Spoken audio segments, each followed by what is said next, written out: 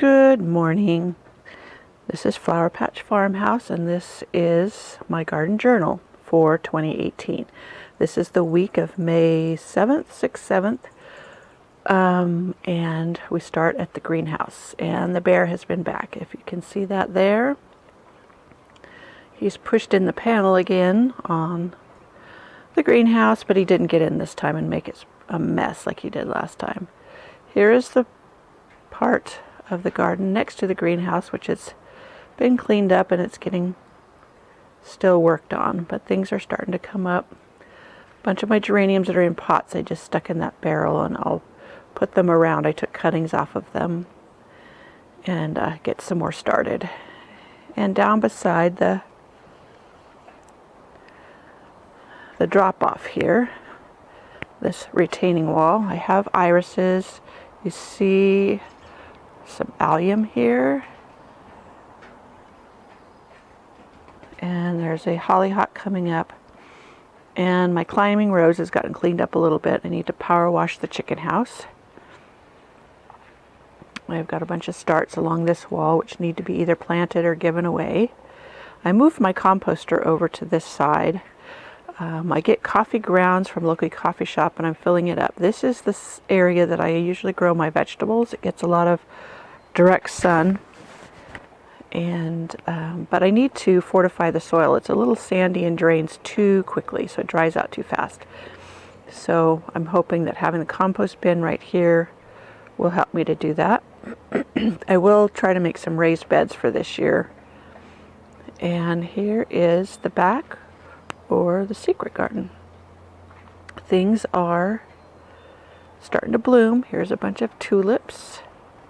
Let me get in closer. I have right behind them a bunch of poppies. See if I can zoom in there and get that to focus on it. In this bed here, I have echinacea coming up. There's some sweet peas that have volunteered. That's flowering sweet peas. And I have Canterbury bell, foxgloves. I have sweet williams that I put in from seed, some iris, and some alliums right there. And my pathway, the ground cover is filling in. I have creeping chamomile. Along the edges is lime thyme. And right there, between those two stepping stones, is some poppy seedlings. I couldn't bring myself to yank them out. I was going to try and see if I could transplant them. Normally they won't transplant, but I thought it was worth a shot. We'll see. Down there is my Monarda, or bee balm, and it's filling in pretty good. I planted some clematis, or clematis, however people pronounce it, under or in the middle of these obelisks, and so far I haven't seen anything coming up. I'm a little disappointed. They seemed healthy enough when I put them in, but you never know. Sometimes it takes a while. You go along the back fence, the roses are filling in, irises in some spots are starting to get to bloom. More alliums. A whole patch of volunteer larkspur. I will pull out some of them. If they're too thick, they just stay spindly and they don't do well. And here's another path.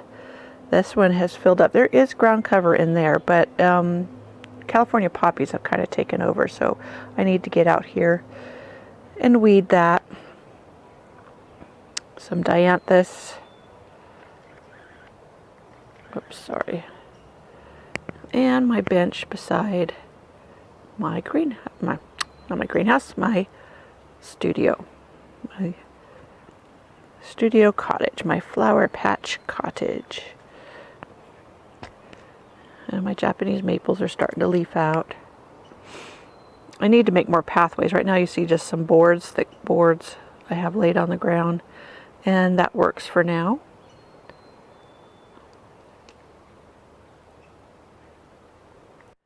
My studio, I'm going to replant these pots down here full of things. This one still has some lamium in it, which could stay, and I'm not sure what I'll put in there. Maybe petunias, maybe calabricoas. I don't know. And I have a fuchsia that I overwintered inside, and it's getting ready to bloom too. This is my side garden. It is filling in with weeds.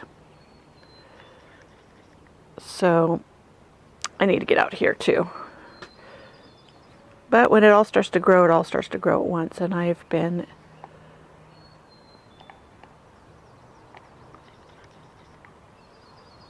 extra busy this past few weeks. So this takes a back seat when that happens. But that's okay. It still looks nice. I focus on what is blooming and pretty, and I don't worry about what's getting out of hand. I can come in along the pathway here, which is full of weeds, and I can just use my little Ryobi weed eater, and it will clear it up enough that it looks pretty and tidy again without it taking a long time. And I may even do that today. And then if I want to, I can also come back in and weed from, pull the weeds up by the roots. But usually whacking them back really hard will do the job. And then I don't have to spend time hand weeding the whole thing. And another thing is I'm going to be moving these stones. Well, I shouldn't say I'm going to be moving them. I'm going to have someone move them because they are super heavy. And I'm going to have them in a different spot. So I'm not real concerned about the weediness of this area. My Lithidora is doing absolutely gorgeous.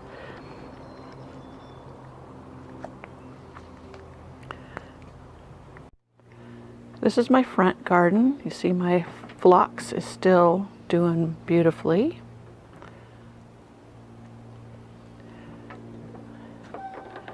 Got iris coming up and other things. The roses are filling in, and it's all getting much greener.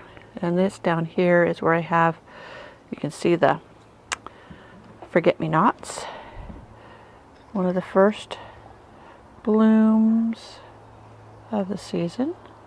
Let me see if I can get that to focus for you. And that is lime thyme. I like to stick it in areas where I just want a ground cover, and it looks really pretty, and it's really easy to trim back if it gets a little thick or a little going to places I don't want it. These are my petal pusher roses. They're a small rose that just blooms non-stop all summer long.